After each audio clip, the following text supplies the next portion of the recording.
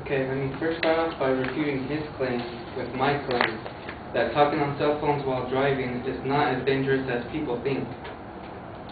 David Champion, Director of Automobile Testing at Consumer Reports, reported that according to a study by the University of Utah, cell phone users drive slower, pass less often, and take longer to get to their destination. And compared with undistracted drivers, those who use cell phones drove an average of 2 miles per hour slower. So if cell phones were so dangerous,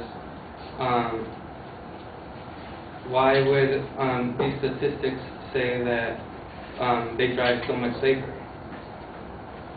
Also, Catherine Manglu Ward, senior editor of Reason magazine, reported that in 1995, 13% of the U.S. population owned a cell phone. Today, which by the date of the article was July 18, 2009, cell phone ownership rates are well over 80%. In those 14 years, the annual number of motor vehicle deaths has remained eerily constant, hovering at around 40,000. Again, if cell phones were dangerous, this giant explosion of cell phone ownership should also contribute to the annual motor vehicle deaths.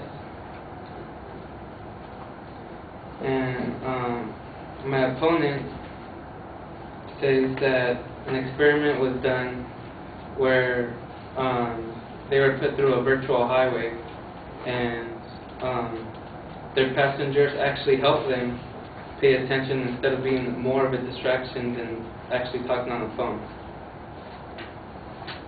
Well, here I have an article published by Science Daily by an associate professor of psychology, Dr. Amit Almore of the University of South Carolina. This was published in June 1st of 2008 and was also featured in the journal Experimental Psychology. In his experiments, Almore placed the participants in a circular surround sound environment in which the speakers were hidden and a voice shifted from the front, rear, or either side. While listening to this voice, the participants had to complete a visual task that was placed in front of them. Almore found that participants could complete the visual task in front of them more easily when the projected voice also was in front of them. This effect suggests that simultaneously performing a language task and a visual task is easier when the tasks are in the same space physically or cognitively. This refutes my opponent's his example from the experiment, because when people are talking to you in the car, voices are coming from different directions, and when you're talking on the phone, your brain doesn't have to focus on where the voice is coming from. And according to this experiment, people in your car talking to you will be more distracted. And my opponent also says that other distractions besides cell phones take place in the car, which could also work against what he's trying to say.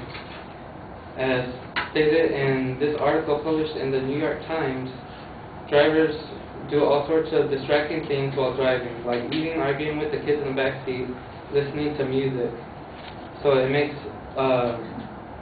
little sense to outlaw one activity out of all the distracting ones. And if we ban cell phone use, citing the distracting conversations as the cause, the next logical step is to ban passengers from speaking to driver at all, because it is simply too unsafe for a driver to engage in any form of communication that does not involve operating the vehicle. In many cases, conversations with passengers are more dangerous since people are inclined to look at the person with whom they are speaking. Talking on cell phones while driving is not only a cause of happiness, but also a reliever of stress. Think of every carpool disaster averted, grocery list amended, or stress-relieving traffic update made possible by the use of cell phones in cars. Think of every kid who got through to his mom, every long-distance relationship maintained, and every road trip rescued. True, these aren't matters of life and death, but billions of tiny gains in happiness and reduction in stress are too often overlooked. Happy drivers are safer drivers.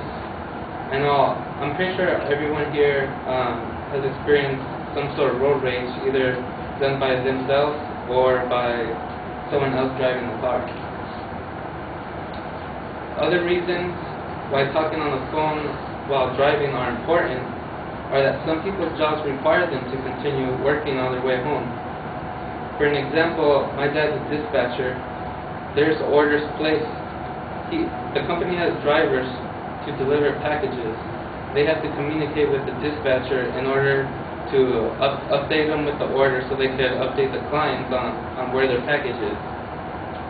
All these cannot complete themselves on the daily work hours, so he has to communicate with the drivers even after his work hours are up on his way home.